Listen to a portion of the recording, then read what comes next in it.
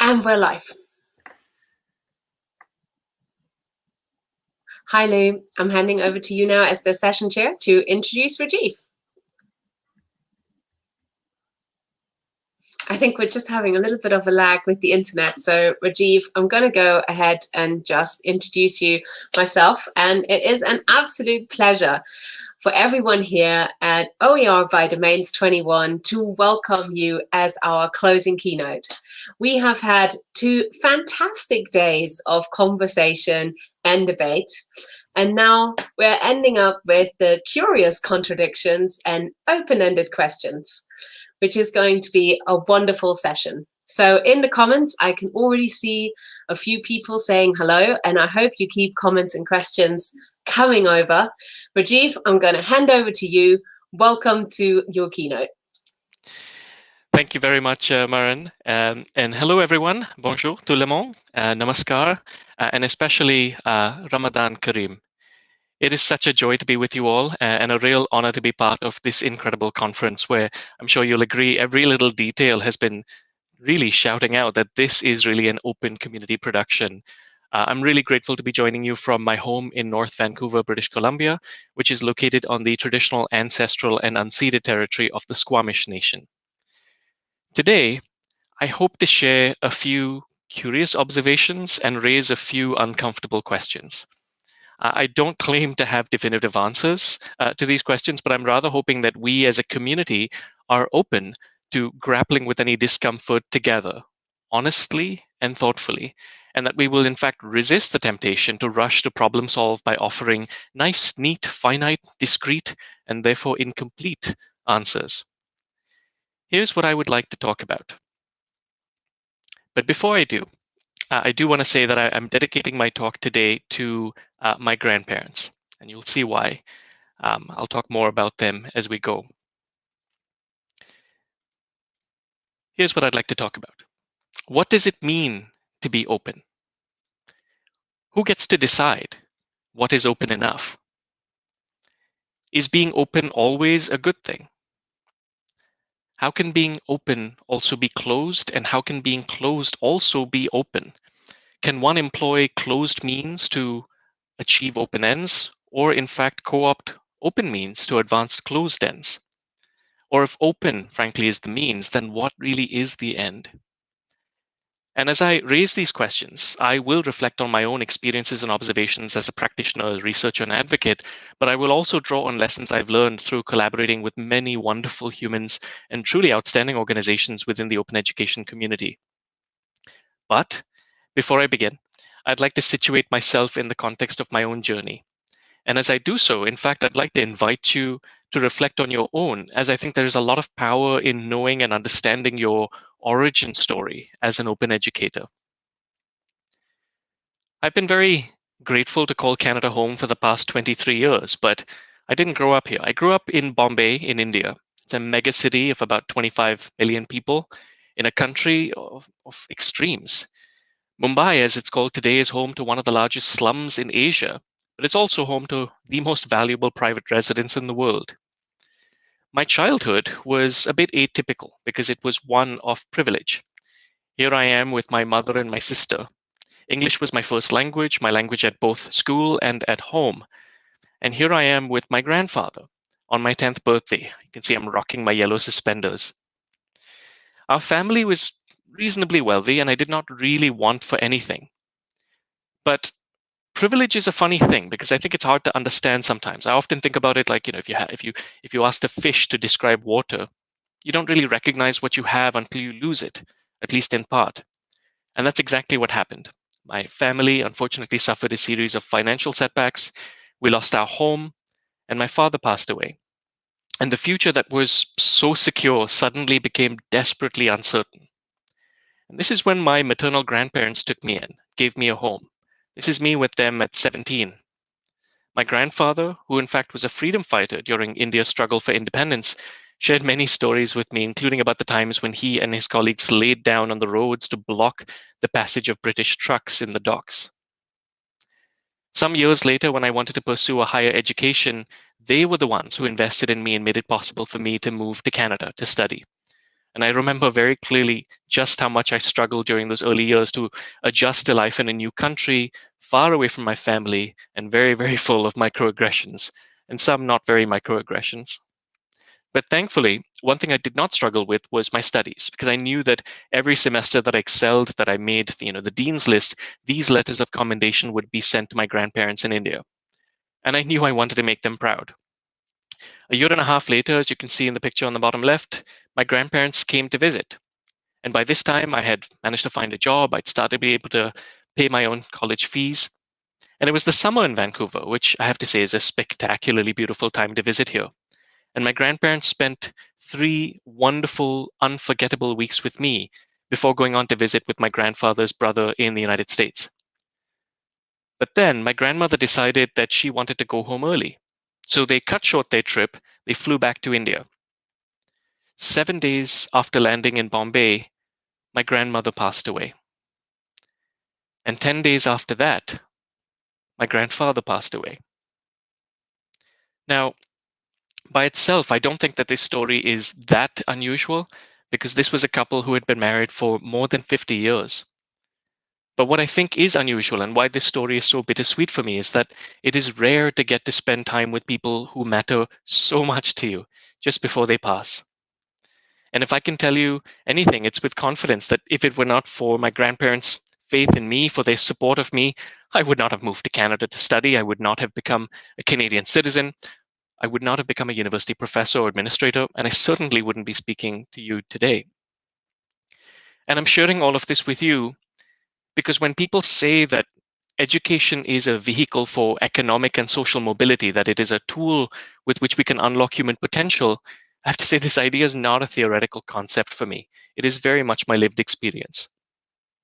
This is why I have been naturally drawn to conversations and labor around widening equitable access. Why, when I learned about open educational resources, I ended up working on 3 open textbooks in psychology. Thanks to the affordances of open licensing, these have since been adapted and reused around the world. There's a couple of them. The one on the left, I was pleased to see recently, there's a New Zealand edition, is the most recent one. This is also why I like to think of OER as permitting a kind of temporal collaboration, but it's with an unlimited number of unknown future collaborators.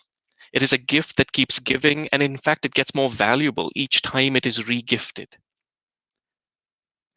But when I realized that I could bridge my ongoing scholarship in teaching and learning with my passion for open education, of course, I was delighted. And I have to say, I benefited greatly from the mentorship of people like John Hilton from the Open Education Group, and from studying the work of people like Shironika Karunanayake from the Open University of Sri Lanka, and Martin Weller and his team at the OER Hub. As an aside, I will say that I got to fulfill a bit of a dream of mine. You can see on the bottom left, by co-publishing with my wife, Sarita, whose scholarship I think many of you in the open education community are coming to know more. But it was through Martin Weller that I found my first publisher, Ubiquity Press, which in fact had published his own brilliant open access book, The Battle for Open. And that first book, Open, The Philosophy and Practices That Are Revolutionizing Education and Science, was in fact intended to be a primer for those new to OER, Open Pedagogy, Open Access Scholarship, and Open Science practices. The generosity of spirit of members of this community, in fact, is something that I think has really stood out for me through that project and since, as so many incredible scholars and experts agreed to contribute. So you have, Robin DeRosa and Scott Robertson talking about open pedagogy, and Anita Walls, just the amazing Anita Walls from Virginia Tech, sharing a librarian's perspective on OEP. Mary Burgess talking about the BC Open Textbook Project, Cable Green on open licensing and policy, and of course, Martin Weller and his dream team at the OER Hub on the evaluation of claims about OER. And I have to say, there's very few people, I think, who are more generous in spirit than Martin Weller, who, when I landed in London in order to attend this conference in 2017, he walked to the offices of Ubiquity Press. He picked up the very first print copy of the book, and he met me at a pub to celebrate. This book is now nearing 25,000 downloads, something that really, for me, illustrates the power or the impact of open access publishing. But I also want to mention here 3 organizations that I've worked closely with, because each of them for me exemplifies what is really best about the open education community. I will begin for sure with BC Campus, which is a leader in so many ways, not just with their impressive work with harvesting, adapting, creating open textbooks, but also in, especially I would say, in how they've woven inclusion and care into all of their work, from championing accessibility within OER to providing free childcare at their events, to strongly supporting indigenization and decolonization efforts across the sector in British Columbia. I also want to highlight the incredible community and capacity building work of the Open Education Network, where David Ernst and Sarah Cohen have provided what I think is admirable moral leadership to this growing international community of partner institutions.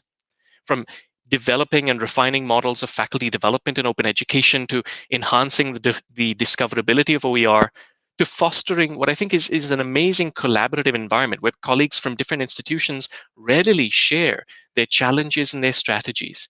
The OEN for me is a real beacon in a world where privatization and open washing are increasingly part of the landscape. And I will pay tribute to the OERU, to the Open Educational Resources Universitas, where Wayne McIntosh and his colleagues have provided a truly visionary model of international collaboration to provide access to truly open online courses, with openness pervading every element of the EdTech infrastructure, and radical openness being a defining feature of all of their decision making. And finally, I will highlight the generosity of my many collaborators, especially my partner in crime fighting, Robin DeRosa. She makes all of my ideas better. She clearly lifts all of my work, and she's very patient with me when I keep coming to her with new dreams and new ideas. The Open Pedagogy Notebook is one of our projects, and it's meant to serve as a living library that illustrates what open pedagogy can look like in practice. This would never have been born without her partnership, and absolutely it would not have happened without Steele Wagstaff's technical support as well. Robin was among the co-editors in another book project, Open at the Margins, along with Mahabali, Catherine Cronin, and Laura Chernovich. Published by the simply wonderful Rebus community, this collection represents a starting point towards curating and centering marginal voices and non-dominant epistemic stances in open education. It includes the work of 43 incredible and diverse authors whose perspectives challenge the dominant hegemony. Now, you will note that there are several themes that have emerged across these experiences, organizations, and projects. I think there's collaboration, mentorship, generosity, inclusion, care, vision, criticality, and community. And for me, this is what makes this work special. This is what makes this community unlike most others. Jim, you might agree with me when I say it's probably why we sing karaoke so much, because this is a community in which it is more comfortable to practice vulnerability. It's also, I think, what occasionally baffles people who wonder why the choice of a particular conference keynote speaker from an organization that is perceived as being out of step with these values can lead to pushback from the community, or why a conference sponsor that is in fact actively working against these ideals can cause such consternation. Why such a fuss? But to me, this is really not a surprise at all. It is merely the community asserting and reasserting its values. Which brings me to my first question. What does it mean to be open? I'd like you to think about this, sit with this question for a few seconds. I'm going to pause. And I'd invite you to share your own thoughts in the chat as well as I'm attempting to tackle this question.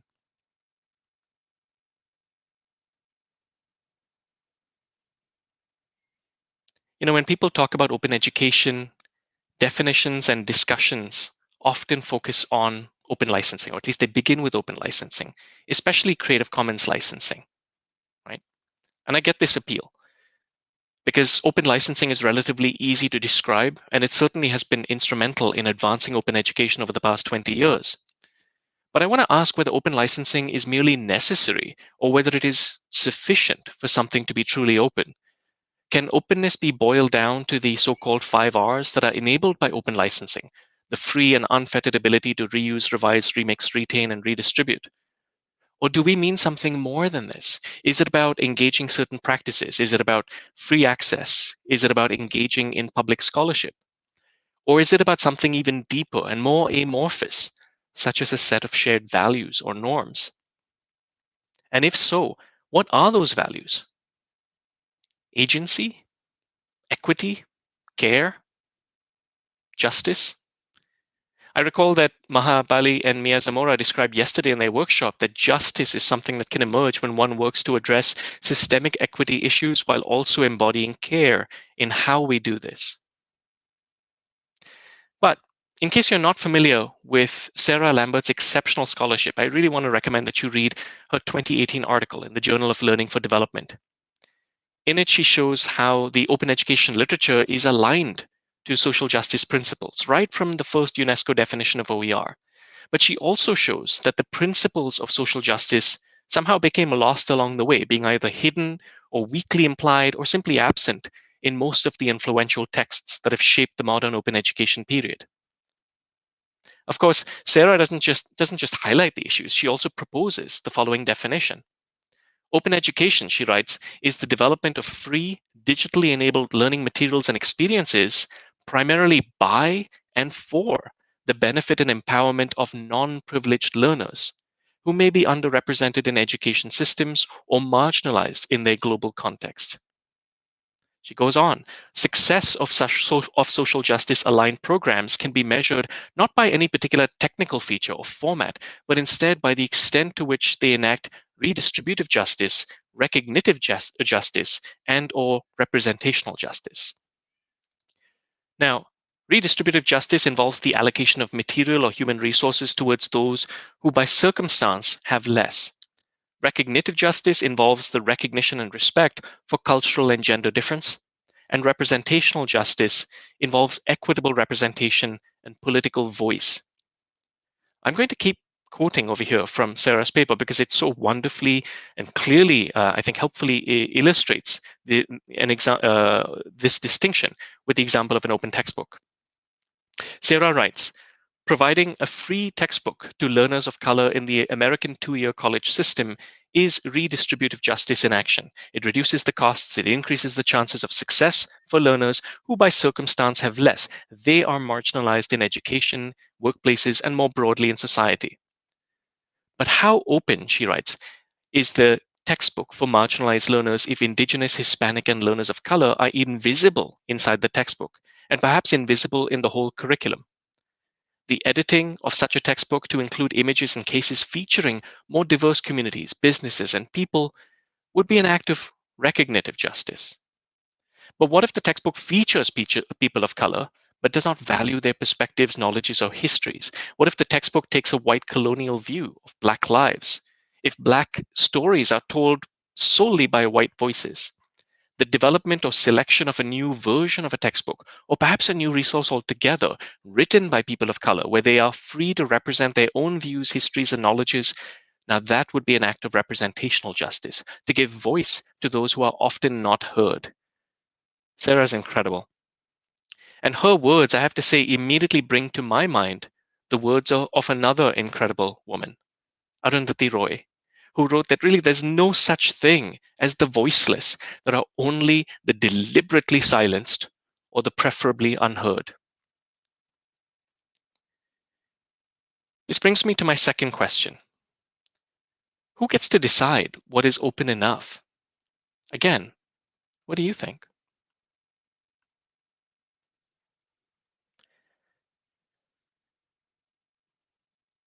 Even if we focus on simply the question of open licensing for a moment, I think this is a complicated question.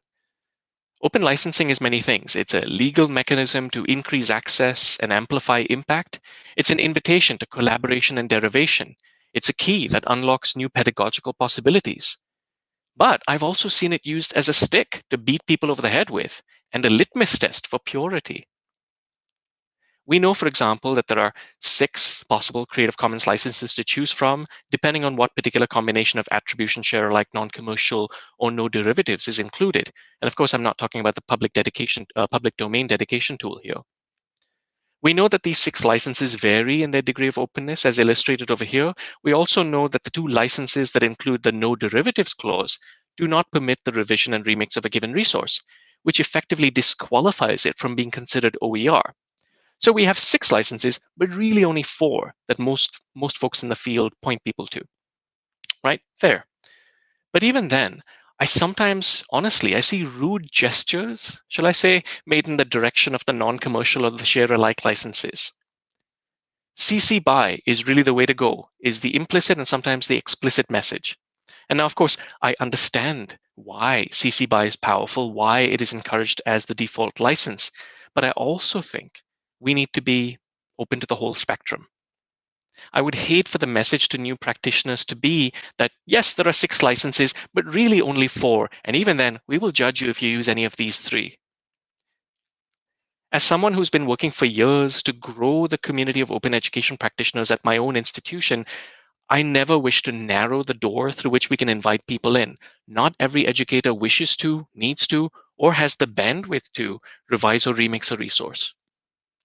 And sometimes the decision, excuse me, is not even left to individual educators, as some repositories refuse to include resources that include some of the more restrictive permissions, which I think means that the option to adopt that resource is either being taken away from them or at least obscured through making that resource less discoverable.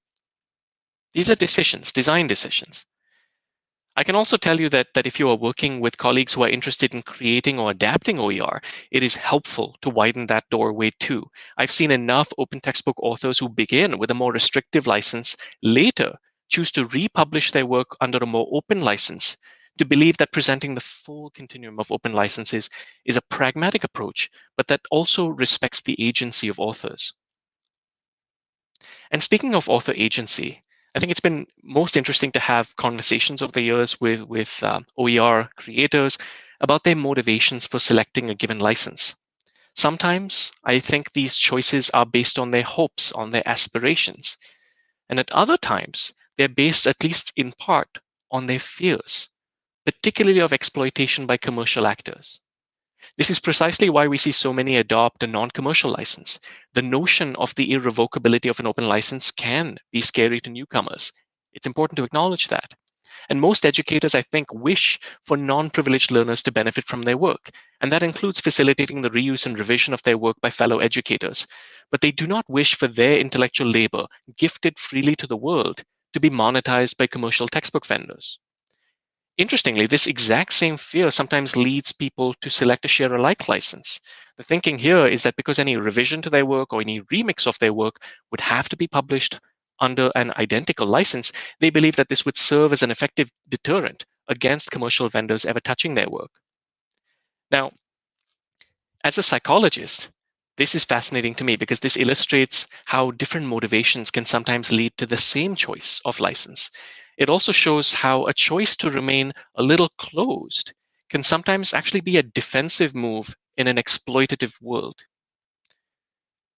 The psychology of open licenses is, I think, interesting because it comes with its own set of unwritten rules or injunctive norms, as we would say.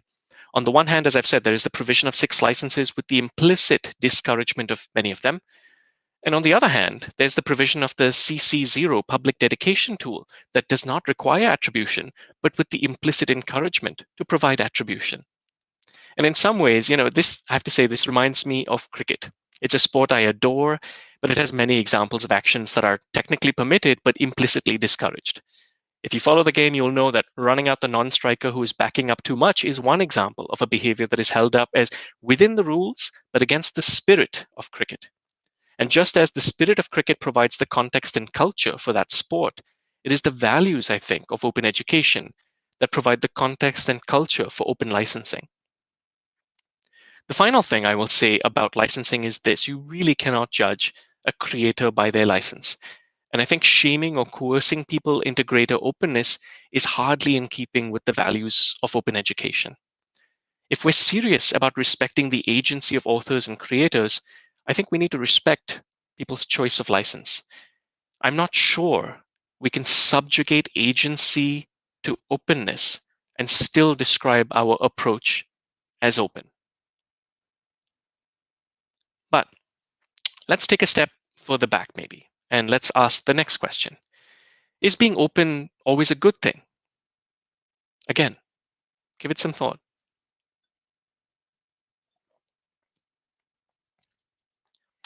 Now, don't get me wrong, I very much believe in the potential of open education to be a force for good. But I think it is important to remind ourselves that not everything can be open, nor should it be open. And I'm talking over here about the ethics of openness. I'll provide you with two concrete examples. The first comes from a dear friend, Tara Robertson. She's an activist and a diversity, equity, and inclusion practitioner here based in Vancouver. I will always remember Tara's powerful talk at OpenCon 2017 in Berlin, from which I will now quote with her permission. Over the last couple of years, she said, I've come to realize that this isn't an absolute openness, and that there are some times where it's not appropriate or ethical for information to be open to all. Last spring, she said, I learned that Reveal Digital, a nonprofit that works with libraries, digitized On Our Backs, a lesbian porn magazine that ran from 1984 to 2004. It had actually been online for several years before I learned about it. For a brief moment, I was really excited. Porn that was nostalgic for me was online. Then I quickly thought about friends who had appeared in this magazine before the internet had existed. I was worried that this kind of exposure could be personally or professionally harmful for them. There are ethical issues with digitizing collections like this. Consenting to a porn shoot that would be in a queer print magazine with a limited run is a different thing to consenting to have your porn shoot be available online. Tara goes on, when Reveal Digital digitized this collection, the content was licensed under a Creative Commons CC BY license. This license, of course, allows feminist porn to be remixed in ways that could appropriate the content and demean women. Now, I'd like you to contemplate this case as you read the words of one of the queer women who modeled for this magazine and who spoke with Tara. She said, when I heard all the issues of the magazine are being digitized, my heart sank. I meant this work to be for my community, and now I'm being objectified in a way that I have no control over. People can cut up my body and make it a collage. My professional and public life can be hijacked. These are uses I never intended and I still don't want. Now, on the one hand, I've talked about how some of the magic of open licensing is that it is an invitation to an infinite number of future potential collaborators. But on the other hand, this case to me demonstrates how openness without respect for agency can do real harm. Another example has to do with traditional knowledge. Indigenous intellectual property is not adequately protected under the Canadian Copyright Act, for example. Indigenous knowledge, such as songs, oral histories, and traditions, fall outside of colonial notions of ownership. According to the Canadian Federation of Library Associations, who holds legal copyright to that knowledge or cultural expression under Canada's current Copyright Act is often contrary to Indigenous notions of copyright ownership. Indigenous knowledge may be found in published works as a result of research or appropriation. And in these cases, the author of the published work holds that legal copyright to that knowledge or cultural expression, while Indigenous peoples would see the authors as the people from where the knowledge originated. As in Western notions of copyright, Indigenous peoples regard the unauthorized use of their cultural expressions as theft.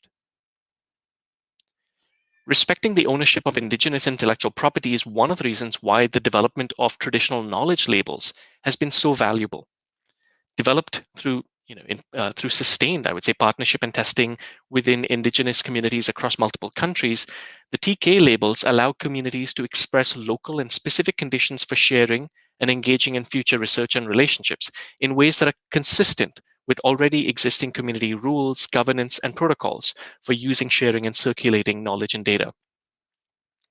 The TK labels identify and clarify community-specific rules and responsibilities regarding access and the future use of traditional knowledge. This includes sacred and or ceremonial material, material that has gender restrictions, for example, seasonal conditions of use, and or material specifically designed for outreach purposes.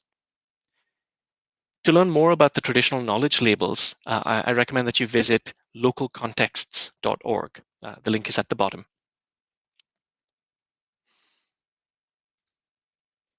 Next question. How can being open also be closed? This one may come a little quicker, because I think we often talk about the importance of things like technical openness, including, for example, providing editable files when you publish OER, so that you're not just legally permitting, but you're also technically facilitating the revision and remixing of your work. But a lack of technical openness is only one way in which one can engage in open education while still being somewhat closed. Consider, for example, if we create and share videos that are not captioned, images that do not include alt text, or if we use color schemes for graphs that are indistinguishable for those who have color blindness. Or if we assume that everyone has reliable internet access, and so we do not make OER downloadable or available offline. Or if we publish OER, but we participate in active data extraction from users by requiring account creation or tracking users' behaviors through invasive data analytics. I've already seen at this conference so far. I mean, Nicole Allen, Emily Carlisle Johnston, Grant Potter, Anne-Marie Scott, Luke Walzer are among those who have already talked about the different elements of this and why we need to support and sustain open edtech infrastructure. I do urge you to watch their excellent presentations. But when we work within systems and norms, I think that uphold exclusion at every turn, it is incredibly easy to engage in openness on the surface and in content while working against it in structure and process. It's like saying that everyone is welcome to use the sidewalk, but not bothering to design or install curb cuts or curb ramps. Or worse still, saying that everyone is welcome to use public benches, but in fact deliberately adopting a hostile design that prevents the homeless from sleeping on them.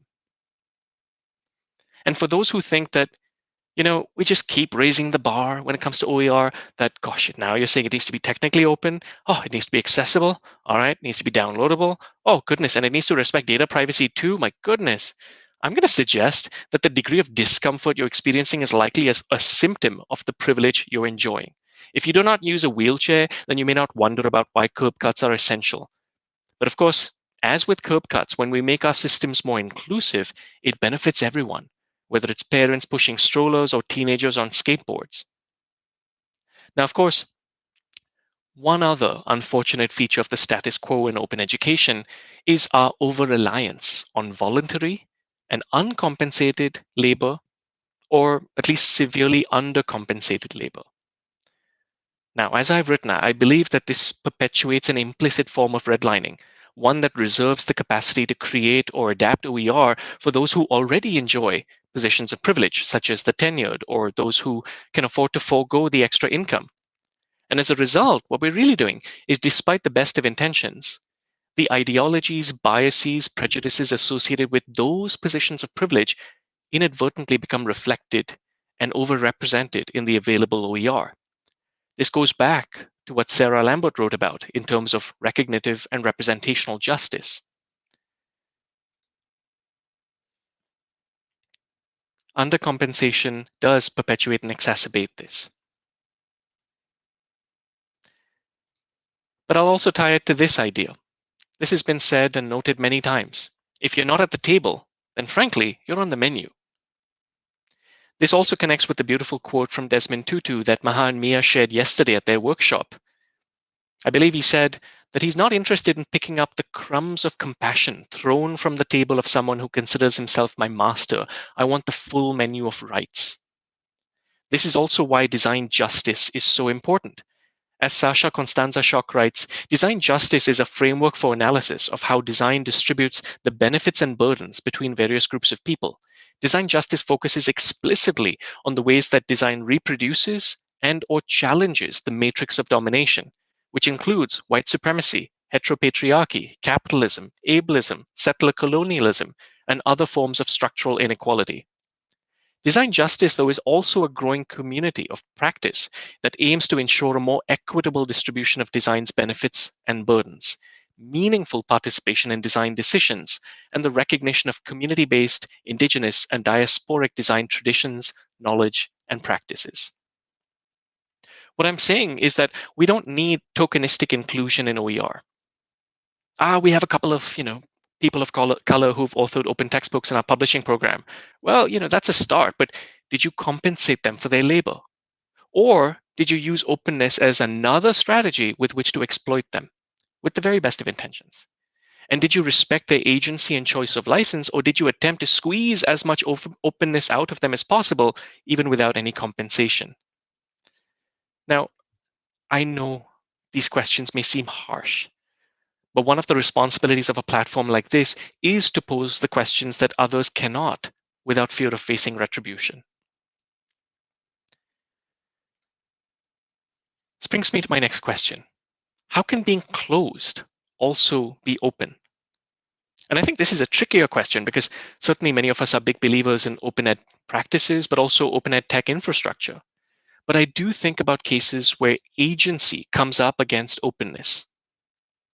For example,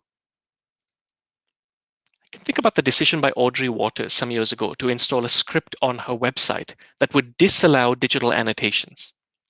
As much as many of us enjoy the use of digital annotations, and in fact, many of us believe that organizations like Hypothesis in particular are a model for a more ethical approach to ed tech, hers was a decision that I intuitively and immediately appreciated and applauded. As she wrote in her post, which explained her decision, I took comments off my websites in 2013 because I was sick of having to wade through threats of sexualized violence in order to host conversations on my ideas, my blog, my rules, no comments.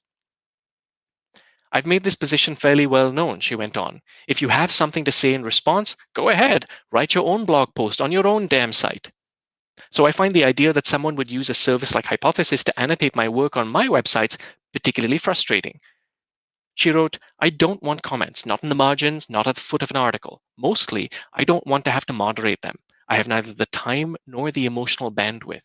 And if I don't want to moderate comments, that means I definitely don't want comments to appear here or that appear to be here, that are outside of my control or even my sight. This isn't simply about trolls and bigots threatening me, although yes, that is a huge part of it.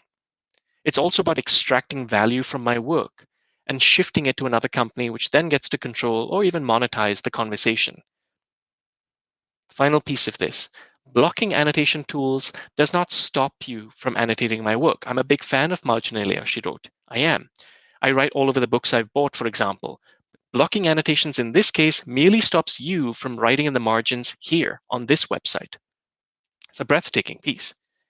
And Audrey's decision once again demonstrates the critical importance, I think, of agency, of control. So, whether this agency is exercised by creators applying a share alike or a no derivatives license, Indigenous communities asserting that certain traditional knowledge is not meant for public consumption, students engaging in open pedagogy projects but choosing to not openly license their work, or disallowing digital annotations on one's own domain. Agency, in my view, is a key and critical value of open education. Now, by now, it should be clear that it is possible to use closed means to achieve open ends. And of course, we've seen with the ample demonstrations of open washing, including the enclosure of OER into platforms that have registration walls or paywalls, that some commercial entities, from commercial textbook publishers to some student success companies, also actively attempt to use open means to achieve closed ends. But I'd like to finish with a reframing of this question, as I really don't think that open should be the end at all. Open for me is the means to an end. And I'm not sure what you think the end should be.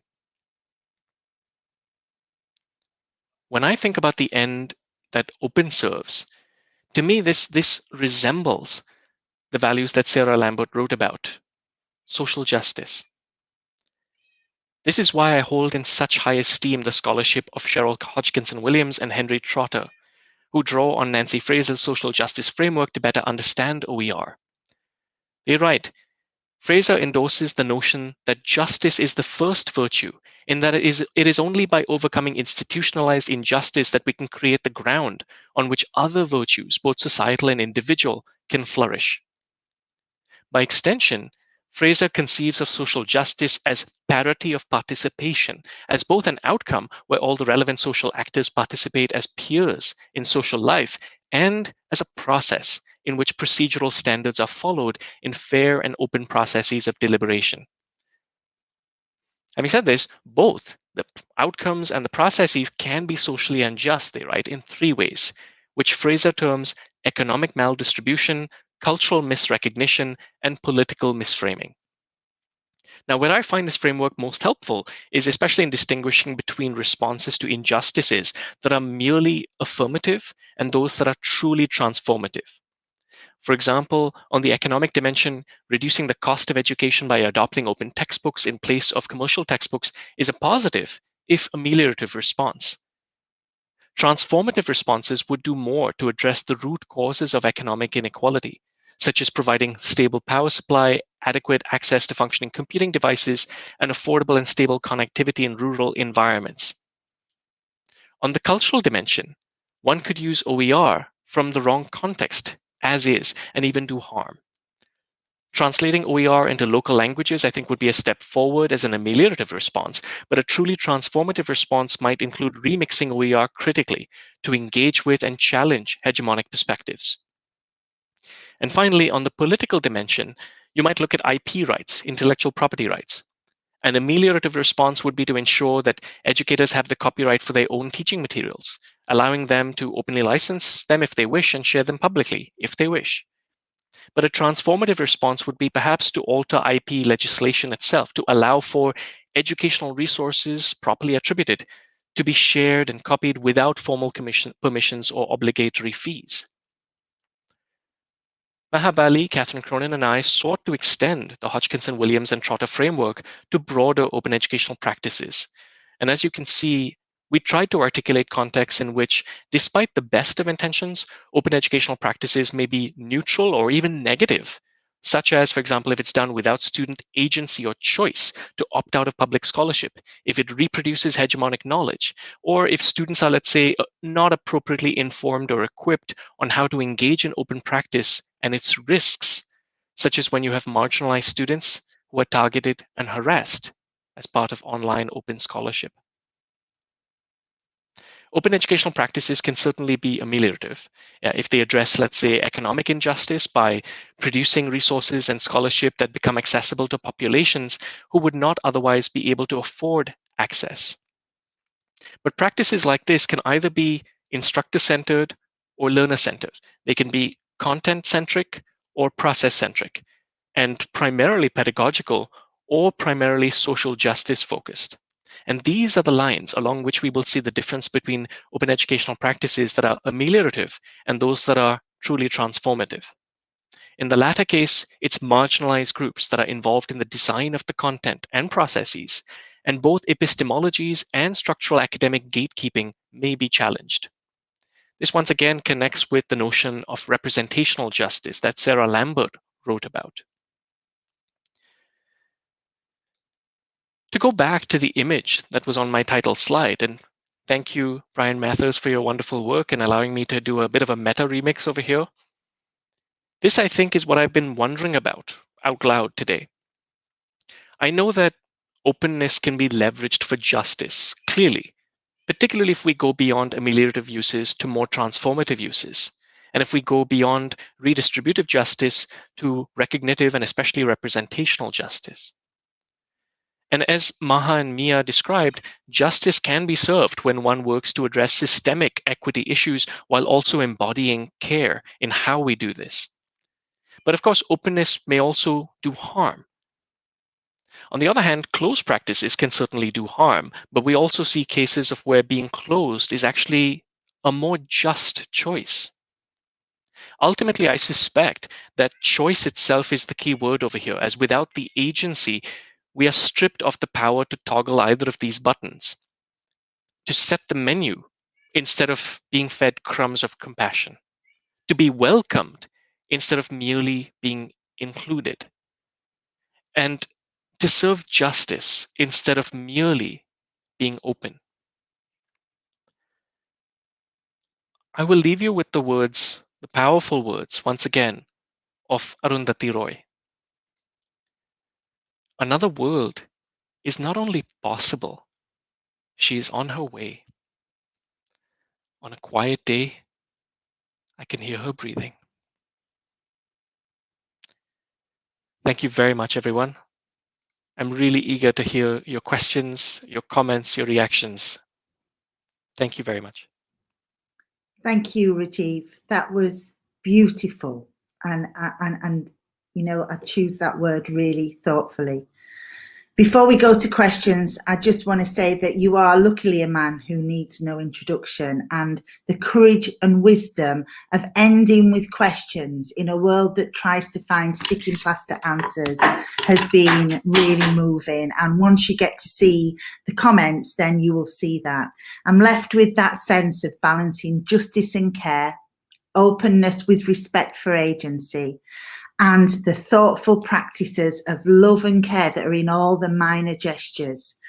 What this space has provided and what you have encapsulated beautifully is, yes, we embrace discomfort. Yes, we are able to do that because we're in touch with our own vulnerability. But what you've given us today is love. Thank you. Thank you. Thank you very much, Lou. Questions then, wonderful comments, and Maren is in the background picking up a few of those comments to put on the banner. But have you got questions for Rajiv? Virtual hugs for sure.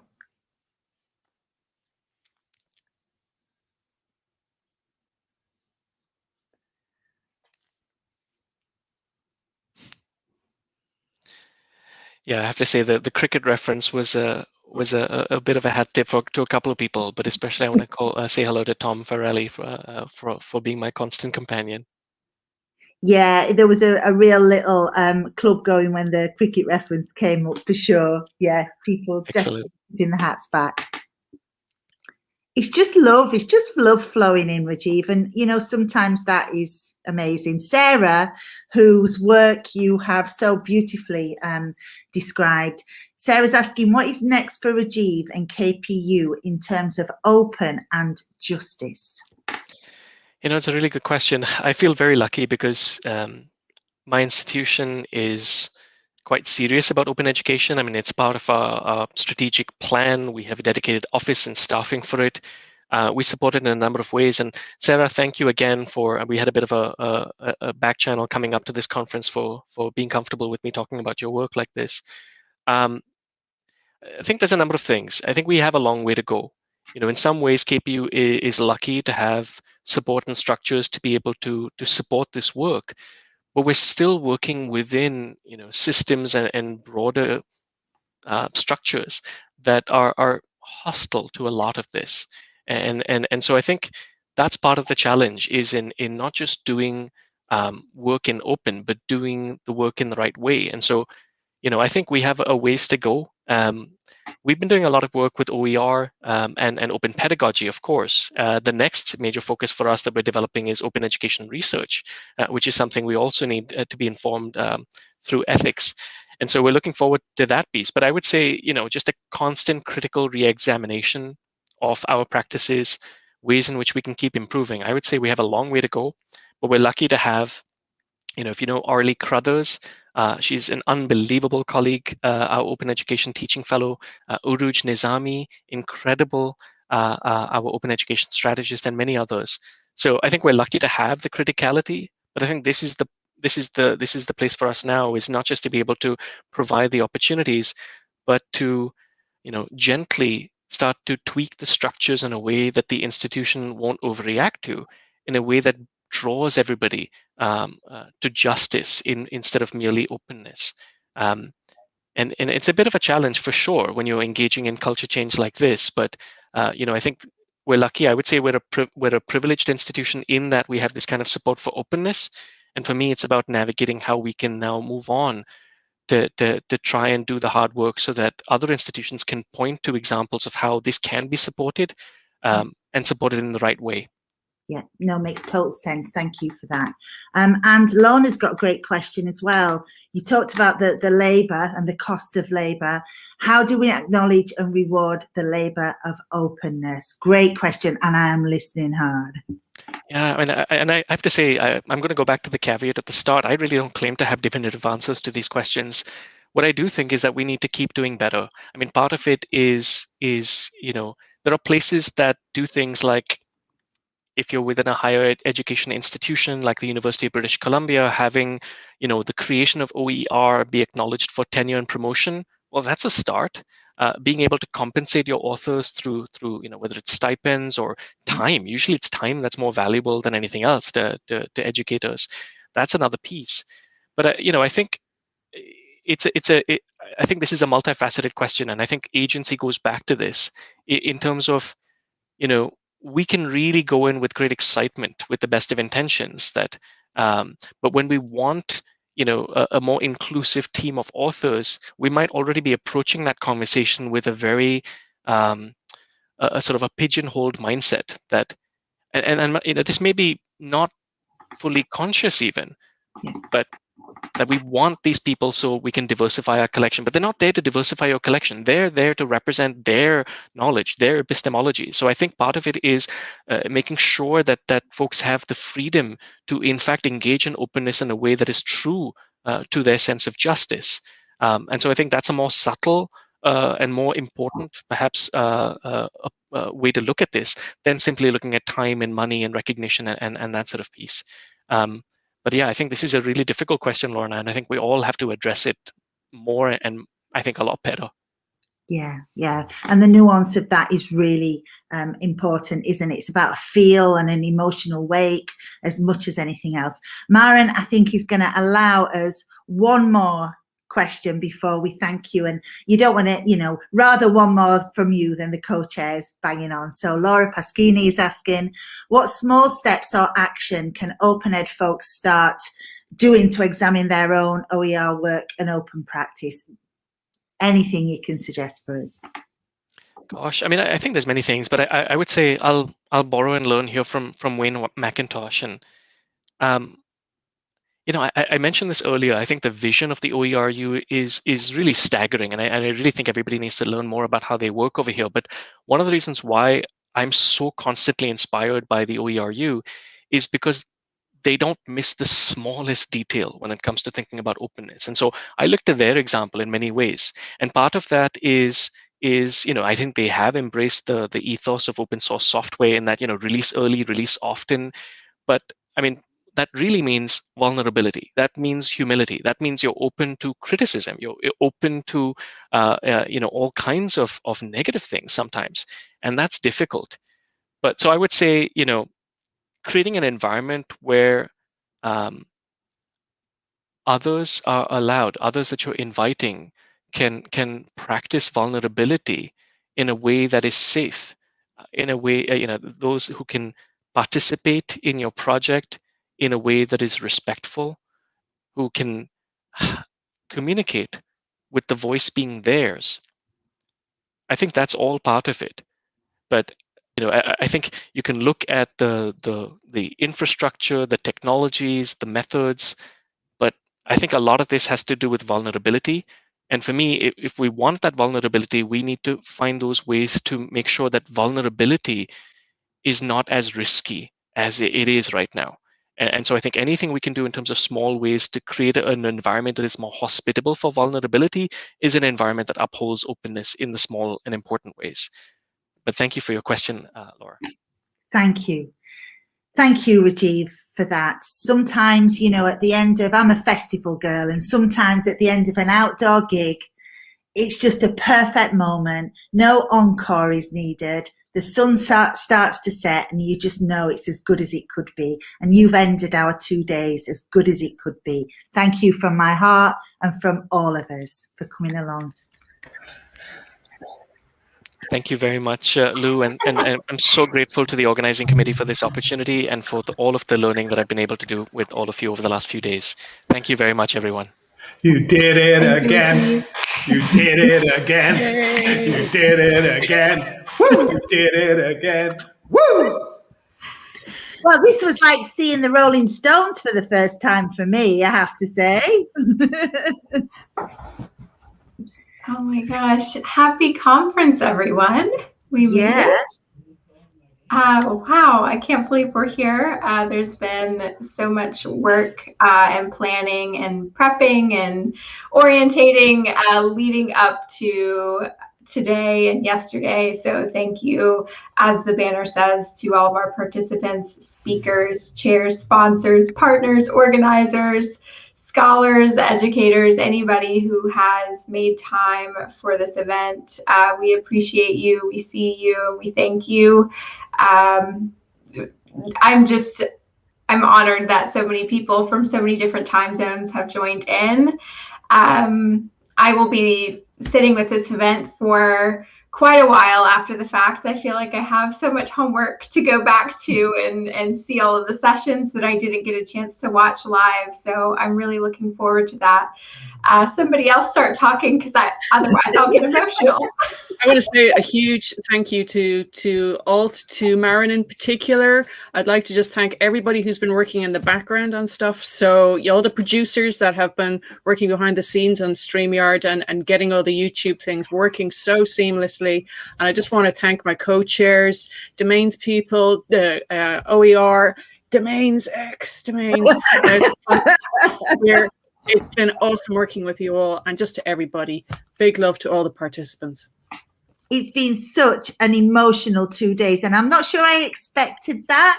I feel a little bit like, oh, I came into the fairy tale world. I followed the trail of breadcrumbs. What's it going to be like? Well, it's been like this. It's been, I think, Maren, you've put in you put on the banner there. It's been a blast. It's been an absolute blast. And I would like to thank everyone who has contributed in any of the spaces. Lauren, your beautiful Discord, which has just been gorgeous. All of the Twitter chat that Joe has encouraged us throughout to get involved with. All of the chat in the sessions. I've been, bathing in it all. It's been absolutely amazing. Not to cut you off, sorry about that. We do also need to make a special shout out to Michael Branson-Smith and Tom Woodward for their wonderful help on the conference display site. That is their handiwork. Just in putting it together and helping with all of our last minute requests to do things like time converting. It's been so cool to watch them work on the back end. So yeah, thank you. You muted, Joe. No, it's not very often I manage to shut myself up.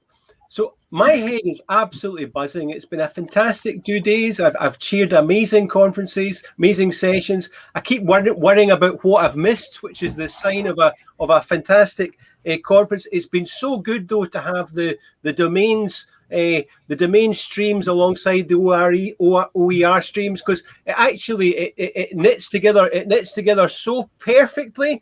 And it's been great to see everybody. All the social stuff has been fantastic. Clearly, I would like to give you all hugs and a lot of my friends that I've met, and I've even met some new friends as well. So real good conference experience. And I think the main thing is when all this winds down, what a great asset base we've got to take back to our countries, to our institutions, and back into our classrooms to keep driving this OER thing, because it was so nice that we ended talking about justice and empowering, because that's what this is all about. So just amazing. So thank you all, and thanks for all the supporters, and thanks for all the folk that came along. It's just been amazing. I agree. And I just maybe want to try an experimental thing with everybody out there. I think we all did it. I mean, the co-chairs, everybody, but everybody who came. So I'd like to have a little sing-along right now. And it's very simple. It's very simple. It's just we say, we did it again. We did it again. We did it again. We did it again. We did it again. We did it again. We did it again. We did it again. We did it again. Everybody did it again. In the chat. We did it again. We did it again. We did it again. Come on, people. We did it again. I guess not. But anyway, we tried. Also, yes, I know there.